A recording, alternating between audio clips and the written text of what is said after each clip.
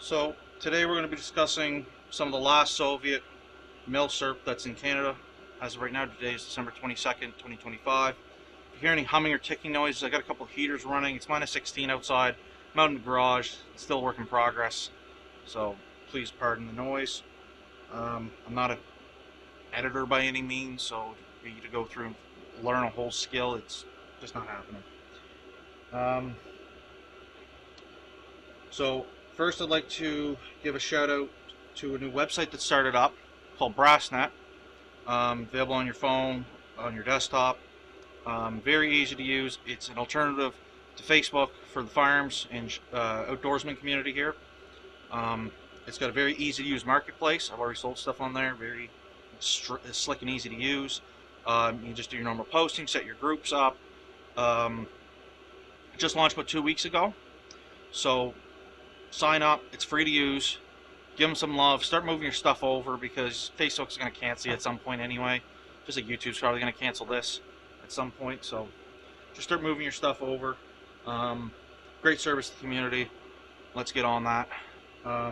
Second point, I'd like to thank Inner Surplus for providing these. They've been amazing to deal with. I bought these with my personal money. I got several of these available.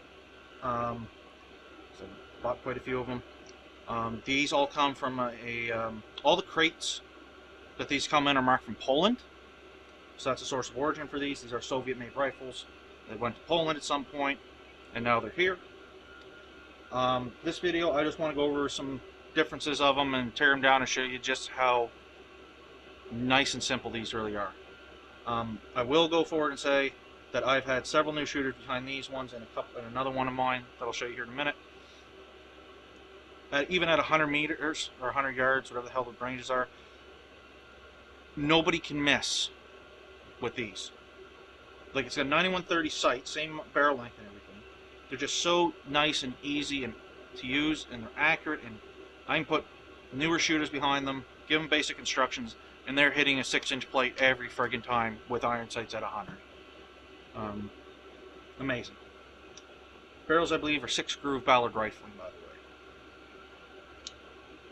So, anyway, without further ado, this is an early pattern one, and the way easy, quick identification, no groove receiver on it, just a straight tube, and not a universal thing. It's just all the other later pattern ones have the wider ones. These have a narrower sling swivel and a small cutout for the knob with a stamped metal, possibly nickel-plated trigger. Not sure what that's made out of, but it doesn't rust. The later pattern ones, groove receiver, different markings are going this way instead of this way. Wider sling swivels, blued trigger, and a bigger cutout here. Other than that, they are pretty well identical. This one is one I'm personally keeping. This is an 8M model. Markings are going this way, and they are in English. It says ToZ 8M, made in USSR.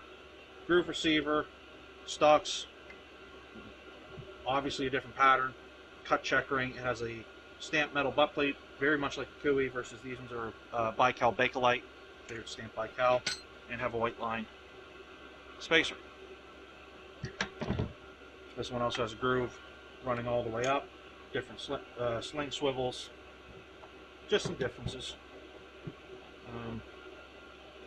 This one also was probably somebody's personal gun. It has a threaded muzzle. That's just a PVC cap that somebody made up for it, but it works. So all of these also have Arctic Birch stocks. This reddish finish is shellac. That is for storage. It comes off very easily. If you use the circa 1850 chemical stripper, it pretty much liquefies, and you can just wipe it off with a rag. No scrubbing or nothing. And this is the natural color of the wood. This is Arctic Birch. This is with 2 coats of oil on it. This one was pretty flaky. I just hit it with Scotch-Brite and it just fell off. So yeah, so just getting into it. Oh, it should also be noted, as I'm jumping around a little bit, the other difference with the 8M is the rear sight. These are 25, 50, 75, and 100. The M's are 25 to 200 in 25 meter increments, and the buttons are slightly different. So that's your difference there. So take these apart. First, you can do these screws in either order. I'm just going to tap the back cap off, which is just a sheet metal cap, a couple wings with nubbins on them for retention and some knurling. Mainly just there to prevent kids or conscripts from losing the bolt, because you hold the trigger and you pull it all the way out. There she comes. Underneath that cap is a wood screw, which is off like so. Oops. Oh. Screw, and one on the bottom, which is a machine screw.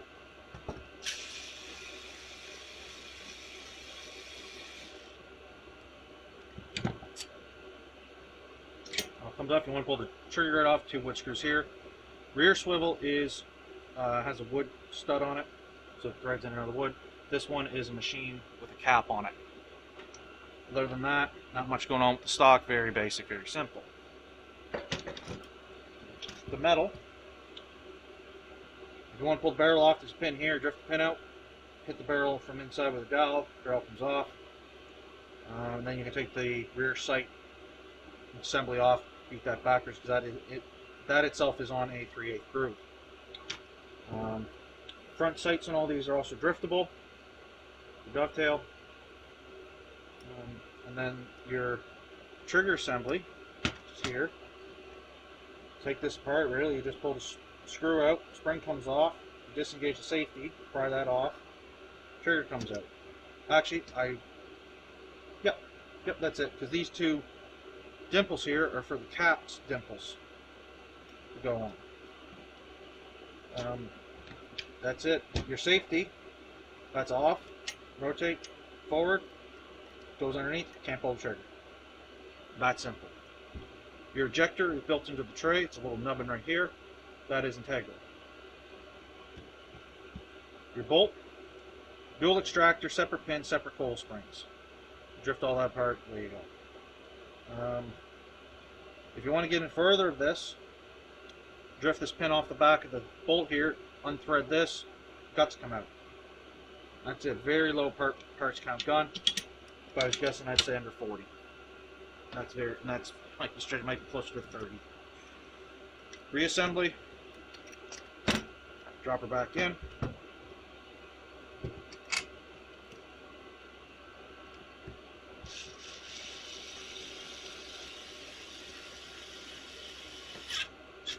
Machine screw.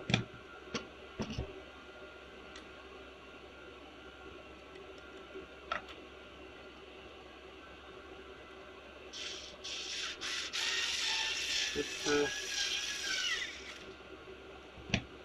And your cap, if it has it, a lot of them don't.